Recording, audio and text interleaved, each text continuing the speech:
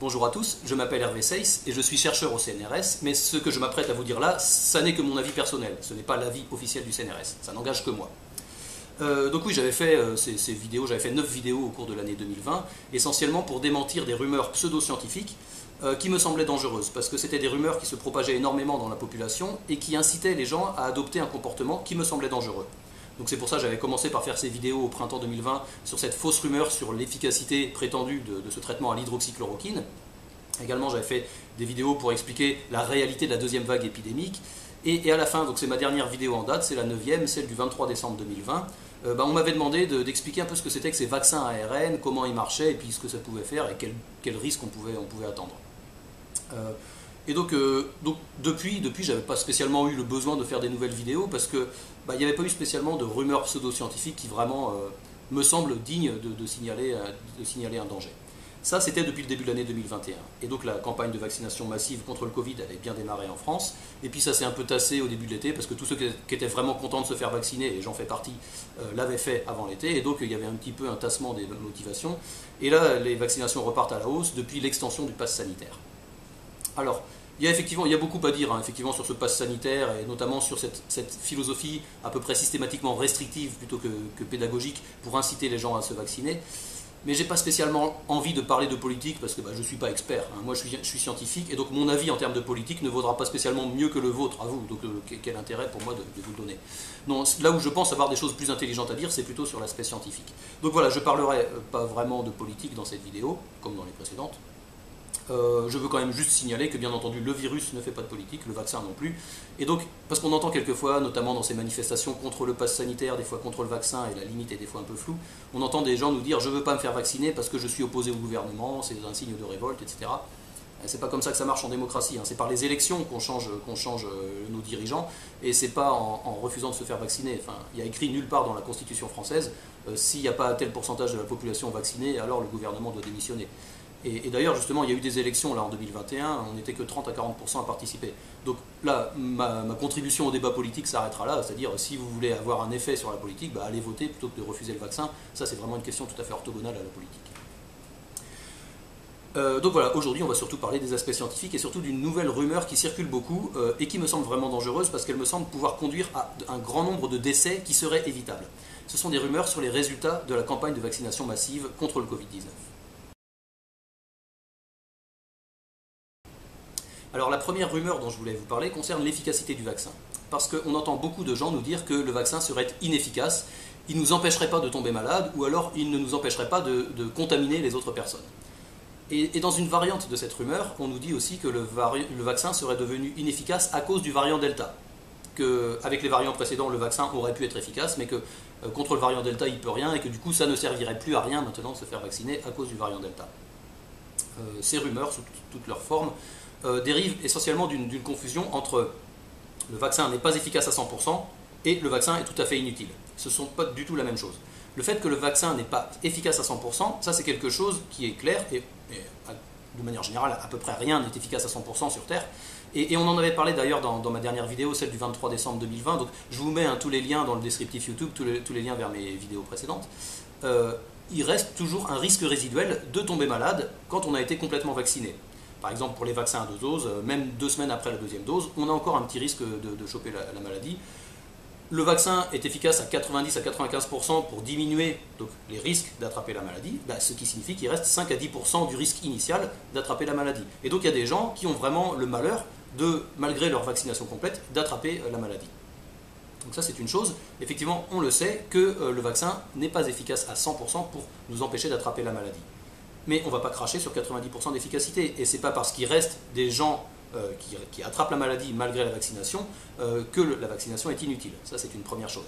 Deuxième chose, ça on en a aussi beaucoup parlé dans les médias, ces gens qui ont le malheur d'attraper la maladie malgré tout, malgré la vaccination, eh bien, ils tendent à faire des formes beaucoup moins graves. En fait, la plupart sont asymptomatiques.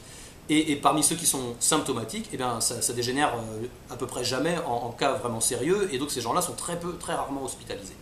Et donc, même s'ils attrapent la maladie, ils font un Covid très bénin, et ça beaucoup plus que la population non vaccinée. Donc visiblement, ce sont des gens qui auraient pu faire des Covid graves avec des conséquences vraiment très sévères, et qui ont été épargnés grâce à la vaccination.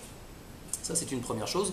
Et donc évidemment, le fait qu'il existe encore des gens complètement vaccinés qui attrapent la maladie, et là, on voit toujours, de temps en temps, les médias nous interviewent quelqu'un dans la rue et qui nous dit « Oui, ma belle-sœur a été complètement vaccinée et pourtant elle est partie à l'hôpital, elle a eu le Covid. » Voilà, on nous monte en épingle quelques exceptions. Il ne faudrait pas que ce soit l'arbre qui cache la forêt. Il faut regarder les statistiques sur les grands nombres, et c'est seulement ça qui est parlant, et c'est pas d'aller interviewer le beau-frère de la fille qui a été hospitalisée. Il faut regarder les grands nombres, et quand on regarde ça, on s'aperçoit qu'effectivement, la population qui est hospitalisée pour cause de Covid est largement enrichie en personnes non vaccinées par rapport aux personnes vaccinées. Donc c'est-à-dire qu'en fait, il y a vraiment une disproportion entre les gens qui sont non vaccinés dans la population totale et ceux qui finissent à l'hôpital. Donc c'est ça qu'il faut regarder, plus que d'aller regarder des petites exceptions ici ou là. D'autre part, concernant le risque de transmission, alors ça c'est quelque chose évidemment qui est une question un petit peu différente. On peut attraper la maladie et se faire une maladie bénigne, mais si après on risque de contaminer ses proches, ça reste quand même un problème. En réalité, le risque de contamination est quand même réduit chez les personnes vaccinées. D'après une étude qui a été faite sur la population anglaise, la réduction de la transmission de la maladie est de 40 à 50%. Ce qui signifie donc que pour une personne qui a été complètement vaccinée, qui a eu le malheur, malgré ça, d'attraper la maladie, eh bien, elle transmettra à peu près 2 fois moins la maladie qu'une personne non vaccinée qui aurait été également contaminée. Ça, c'est une chose. Donc, il y a une réduction qui est effectivement pas énorme. Un facteur 2, c'est pas gigantesque, mais c'est mieux que rien. Et d'autre part, il y a quand même quelque chose qu'il ne faudrait surtout pas oublier, c'est que pour pouvoir transmettre la maladie, pour pouvoir être contaminant, il faut avoir attrapé la maladie. Et déjà, le vaccin nous protège contre ça. Donc déjà, la première étape, en fait, il y a moins de gens qui sont contaminés quand ils sont vaccinés, et en plus, ceux-là contaminent 2 fois moins leurs proches. Donc, sur l'ensemble du processus, les gens qui sont vaccinés, la population vaccinée est beaucoup moins contaminante que la population vaccinée. Donc, quand les gens vous disent avec le variant Delta, les gens transmettent quand même la maladie, c'est vrai, il y a toujours quelques cas, mais c'est énormément réduit par rapport à la population non vaccinée. Et c'est une chose aussi dont il faut parler, cette histoire d'apparition des nouveaux variants, alors que le vaccin est assez ancien. Parce qu'effectivement, les 4 vaccins qui sont autorisés en France, donc le Pfizer, le Moderna, le Janssen et le AstraZeneca, mais qui n'est plus vraiment administré en France, eh bien, ces 4 vaccins ont été développés il y a 1 an. Les essais cliniques ont débuté au début de l'été 2020, et là on est en fin d'été 2021. Et donc, on aurait pu craindre que des vaccins aussi vieux ne soient plus tellement adaptés à un virus qui, entre-temps, a énormément muté, s'est énormément adapté à la population humaine en un an supplémentaire d'épidémie. Heureusement, là, on a une chance dans notre malheur, c'est que ce virus, le virus SARS-CoV-2, donc le virus qui cause la maladie Covid-19, mute beaucoup moins que d'autres virus. Donc il mute quand même, et ça c'est évident depuis le début. Dès janvier 2020, quand le virus est sorti de Chine, il y avait déjà plusieurs souches qui essaimaient, et ça avait été remarqué par les scientifiques dès le début. Donc ça, on le sait bien que ce virus mute, mais il mute beaucoup plus rarement que les autres virus. Par exemple, beaucoup plus rarement que la grippe saisonnière. Et ça, c'est dû à plusieurs raisons. D'une part, le virus de ce SARS-CoV-2, son génome tient en un seul morceau, alors que le virus de la grippe saisonnière est fragmenté en 8 ou 9 morceaux, ce qui facilite les recombinaisons. Et d'autre part, surtout, le système de réplication de ce virus a un système de correction d'erreurs, ce qui fait que la réplication du virus SARS-CoV-2 est très fidèle. Et donc il crée beaucoup moins de mutants, beaucoup moins de variants que d'autres virus. Donc il en crée quand même, mais finalement assez peu, et donc il évolue assez peu, et malgré donc 1 an d'adaptation à la population humaine entre l'été 2020 et l'été 2021, eh bien, les vaccins qui ont été développés à l'été 2020 sont encore très efficaces contre les variants qu'on a maintenant à l'été 2021. Et ça, on ne va pas se plaindre, c'est plutôt une chance dans notre malheur. Alors la deuxième rumeur dont je voulais vous parler concerne la sécurité de ces vaccins anti-Covid. Parce que, évidemment, on est tous soumis à ce genre de spam qu'on reçoit. On a tous dans nos cercles amicaux ou familiaux le copain un peu lourd qui vous envoie tous les spams qu'il reçoit, qui raconte toutes sortes d'histoires invraisemblables sur les gens qui ont une épaule aimantée après avoir eu le vaccin, etc. Ils sont devenus des OGM, etc. Donc, bon voilà, évidemment, c'est pas parce que votre beau-père s'est pris de passion pour la médecine et la biologie moléculaire il y a 18 mois, et c'est pas parce qu'il est maintenant même incapable de parler d'autre chose qu'il est subitement devenu compétent. Et en général, même plus les gens sont naïfs dans un domaine et passionnés, et plus ils se mettent à raconter n'importe quoi et à être de mauvaise foi. Donc en plus, ils veulent même pas reconnaître quand ils ont tort. Mais bon, voilà, je pense qu'on a tous comme ça des gens comme ça dans nos cercles amicaux et familiaux, et je pense qu'on les connaît ces gens-là, et on sait quel crédit apporter à leurs informations.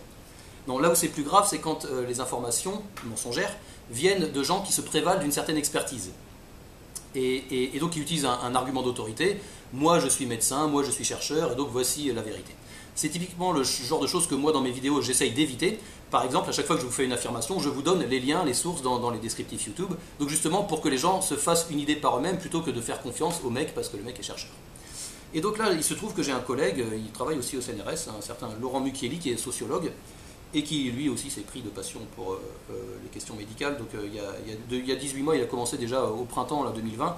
Il nous avait déjà fait beaucoup d'articles dans son blog, donc c'est un blog hébergé par Mediapart. Donc c'est pas des articles du journal Mediapart, c'est des articles de son blog, mais hébergés par le site de Mediapart. Donc il en avait déjà fait quelques-uns au sujet de l'hydroxychloroquine, en racontant déjà beaucoup de bêtises à l'époque, au printemps 2020. D'ailleurs, petit aparté, pour les gens que ça intéresse encore, cette histoire d'hydroxychloroquine, j'ai rédigé là au printemps une synthèse après un an de controverse sur l'hydroxychloroquine. Donc c'est un truc en français, en langage très clair, très compréhensible, en évitant le jargon, et je vous mets le lien là dans les descriptifs YouTube comme d'habitude. Donc voilà, ce monsieur Mucchielli avait dit beaucoup de choses à propos d'hydroxychloroquine il y a 1 an et demi, et donc maintenant, son nouveau cheval de bataille, c'est la dangerosité des vaccins. Donc il a fait un article avec quelques co-auteurs. Ils ont fait un article qu'il avait mis d'abord sur son blog sur Mediapart, et Mediapart a vu ça et ils ont dit non, on ne veut pas cautionner ce genre de truc mensonger, donc on l'enlève. Et donc du coup, ça a été enlevé du blog de Mediapart, donc ils ont mis du coup leur article, il a été publié dans France Soir. Je vous mets le lien là aussi dans le descriptif YouTube. Donc dans cet article qui est très alarmiste, ils nous disent que, avec les 4 vaccins anti-Covid autorisés en France, donc le AstraZeneca mais qui n'est plus vraiment administré maintenant en France, le Pfizer, le Moderna et le Janssen. D'ailleurs, pour signaler, en fait, des vaccins anti-Covid, il en existe beaucoup d'autres dans le monde. Il y a notamment le Sputnik 5, Sputnik V russe, et il y a les vaccins chinois. Et justement, ceux-là n'ont pas été autorisés en Europe occidentale, justement parce qu'il manquait d'efficacité et de sécurité, notamment dans leur chaîne de production.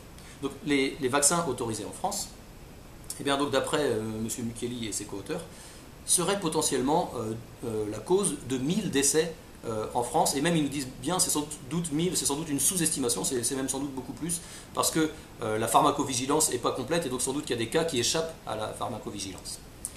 Et en fait, donc ils nous disent 1000 décès potentiellement dus au vaccin. Et tout est dans le potentiellement en fait, parce que évidemment, donc l'ANSM, qui regroupe justement, à qui on fait remonter toutes ces données de pharmacovigilance, quand quelqu'un a un effet secondaire plus ou moins grave après une intervention médicamenteuse, les infos remontent à l'ANSM, qui après fait les statistiques et puis fait des enquêtes pour voir à quel point effectivement c'est vraiment dû aux médicaments ou au vaccin, en l'occurrence, ou si c'est pas juste une coïncidence temporelle.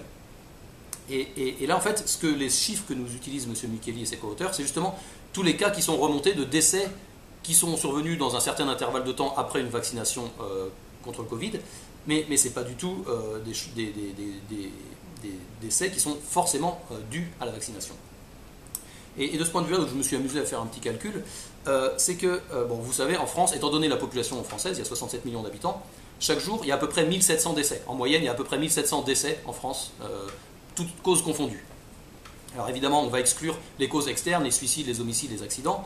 Il reste à peu près 1600 décès en France pour des causes internes. Donc ça, c'est des causes potentiellement médicales. Donc c'est des choses qui pourraient passer pour des effets secondaires de vaccins. Mais ça, même en l'absence de vaccination, il y a 1600 personnes tous les jours en France, donc sur les 67 millions d'habitants, qui meurent de causes internes.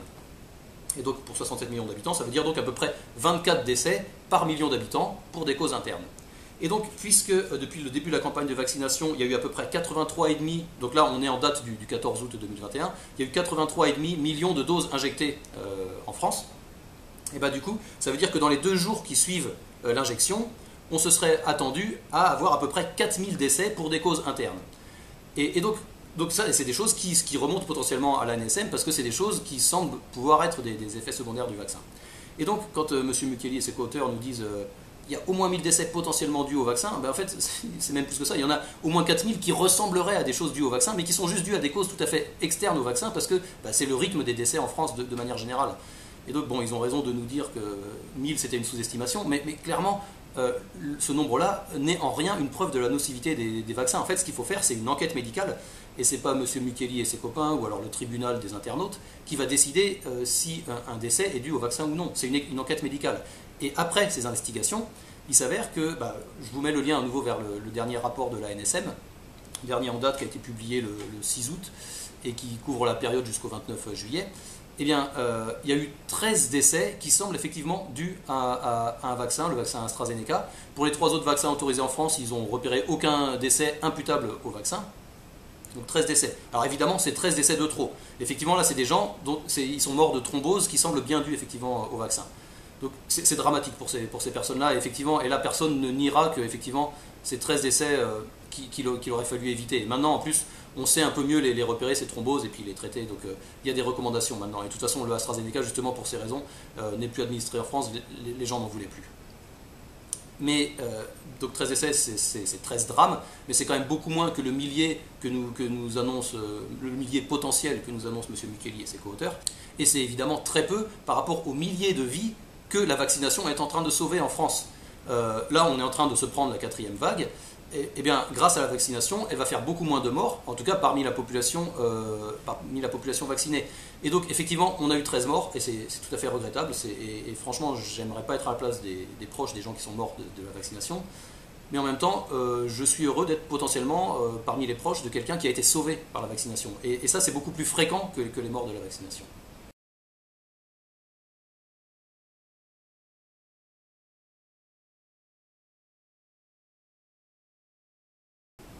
Alors, la dernière rumeur dont je voulais vous parler aujourd'hui, c'est une rumeur qui est assez ancienne, qui date en fait des débuts de l'épidémie, qui veut qu'il y ait un complot mondial à propos de cette épidémie. C'est pour ça d'ailleurs que les gens qui propagent ces rumeurs sont appelés des complotistes ou des conspirationnistes. Et donc, cette histoire de vaccin qui serait nocif, et on nous mentirait sur sa nocivité, il serait inutile, on nous mentirait sur son inutilité, serait juste une étape de plus dans ce complot mondial qui viserait, pour des raisons bizarres, à vacciner des gens de façon inutile. Je vais sans doute vous surprendre, mais je pense qu'effectivement, il y a un complot mondial à propos de cette épidémie de Covid-19, mais pas forcément celui qu'on pense. En réalité, vous vous souvenez de ce film qui s'appelait Hold Up, qui était sorti à la fin de l'été 2020, qui commençait par des remarques tout à fait anodines et indiscutables sur des choses qui étaient vraiment vraies à propos de l'épidémie, et qui progressivement glissait vers des choses de plus en plus alambiquées, puis à la fin finissait sur cette histoire de complot mondial, donc que le virus aurait été fabriqué pour après se débarrasser des pauvres sur la Terre, etc. C'était les riches qui voulaient se débarrasser des pauvres.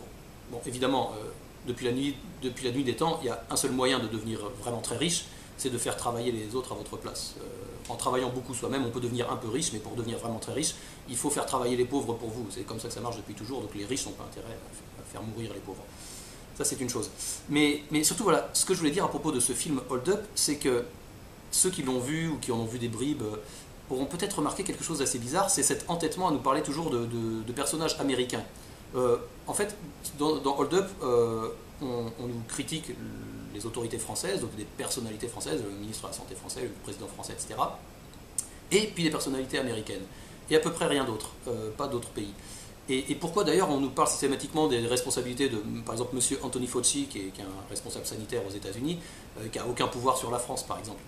C'est qu'en réalité, ce film Hold Up était essentiellement une ressucée d'un film américain qui avait été fait au printemps 2020, donc quelques mois avant, qui s'appelait Plandemic.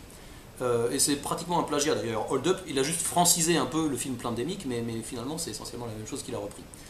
Et donc ça veut dire qu'effectivement, ils ont reçu leurs informations de conspirationnistes américains et ils les ont juste adaptées un peu à la sauce locale et pour les servir à nos Gaulois réfractaires. Et donc ils ont fait un Plandemic francisé, ça s'appelait Hold Up.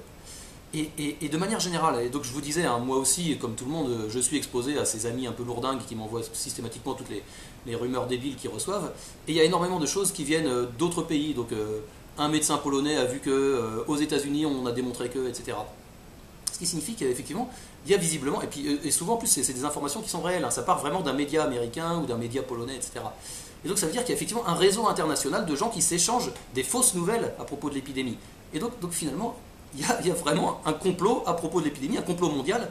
Mais ce qui est amusant, c'est que le complot, en fait, ce sont les complotistes. Et ce sont les gens qui nous dénoncent le complot qui sont en fait en train de créer une espèce de toile, l'international du complotisme, et qui viennent nous dire attention, il y a un complot mondial à propos de cette épidémie. Et en fait, c'est eux-mêmes les acteurs de ce complot mondial. C'est assez marrant. Et donc vous le voyez, il y a énormément de fausses rumeurs qui circulent sur ces vaccins, qui tendent à vous faire croire qu'ils sont inefficaces, très dangereux, alors qu'en réalité, non, ils sont très efficaces et très peu dangereux. Et ça, ce sont des rumeurs qui ont vraiment des conséquences très graves parce qu'elles mettent en péril la vie de beaucoup de monde. D'une part, la conséquence la plus évidente, c'est que ces rumeurs dissuadent beaucoup de gens de se faire vacciner. Et donc, là, je pense qu'on va avoir, dans les semaines qui viennent, des gens qui vont mourir d'avoir été trop crédules sur Internet. Mourir d'avoir trop écouté ce qu'ils avaient reçu sur Facebook, sur Twitter, etc., qui avaient cru toutes ces fausses rumeurs à propos des vaccins. Donc ça, c'est la première conséquence. Également aussi, on a des gens même qui vont au-delà du simple refus passif du vaccin, on a des gens même qui vont activement détruire des centres de vaccination. On en a eu des attaques contre les centres de vaccination, par exemple pour couper l'électricité, qui fait que les congélateurs tombent en panne, donc les lots de vaccins sont perdus. En Pologne, je crois, il y a eu des centres de vaccination carrément incendiés. Et même le niveau encore d'après, c'est du personnel soignant qui s'est fait retourner. Et donc on a eu ce cas là tout récemment, enfin on s'en est aperçu récemment en Allemagne, d'une infirmière qui était chargée de vacciner des gens et qui, sans doute convaincue que le vaccin était inefficace et dangereux, a sans doute choisi de les sauver en leur injectant donc une solution saline au lieu du vaccin, en disant je vous vaccine parce qu'elle pensait savoir mieux qu'eux. Et donc ces gens qui se pensaient vaccinés ont en fait pas été vaccinés, et maintenant en plus on ne sait plus qui a été vacciné par cette infirmière en particulier. Donc là c'est des conséquences, ça prend des proportions gigantesques. Donc ces rumeurs vraiment sont à la source de tout ça, et c'est pour ça que je pense qu'il est important de les dénoncer. Et donc pour en revenir à ce que je disais au début, il y a des gens qui nous disent je refuse de me faire vacciner parce que je suis opposé à la politique de ce gouvernement face à l'épidémie. Et donc, comme je vous le disais, en fait, c'est une question tout à fait orthogonale. Et c'est pas votre refus de la vaccination qui va, d'une certaine manière, écourter le mandat de ce gouvernement ou changer sa politique. Et ce serait même un peu l'inverse, parce qu'en réalité, en refusant de vous faire vacciner, vous avez le risque d'attraper la maladie, et donc le risque de faire partie de ces gens, heureusement ils sont rares, mais il y en a quand même, qui meurent de la maladie. Et donc en fait, vous priveriez l'opposition au gouvernement de votre voix aux élections de 2022. Donc d'un point de vue politique, si vous êtes un opposant au gouvernement en place, à mon avis, vous auriez plutôt intérêt à vous faire vacciner de manière à pouvoir voter en 2022. Et pour les mêmes raisons, si vous êtes un soutien au gouvernement en place, vous auriez aussi intérêt à vous faire vacciner, à mon avis, à nouveau, pour être là pour les élections de 2022. De manière générale, si vous voulez avoir un impact sur la politique, à mon avis, ce n'est pas en refusant la vaccination, c'est en allant voter aux élections.